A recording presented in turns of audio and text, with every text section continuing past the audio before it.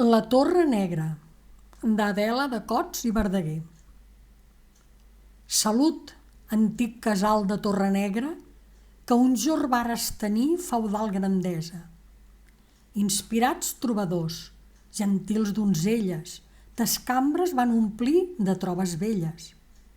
En car dalt de tots murs hi ha sageteres, a on tos braus arquers feim proeses.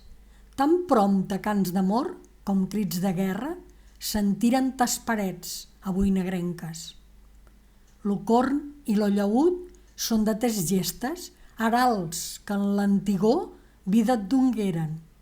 I des del Montserrat, la Moreneta, veient-te com te veu, servat on ésser.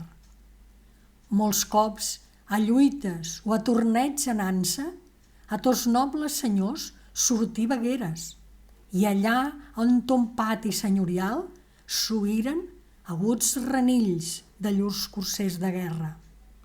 Hi hagué en la vila un jorn corts catalanes, i tu hostatjares diputats i clergues que a Sant Cugat venien a parlar-ne de drets i lleis pel bé de nostra terra. Quan Barcelona pel de Viana lluita, de Joan II lo recular vegueres, i el rei Martí l'Humà també ho virares, anant a complir un vol fins a Oleseta.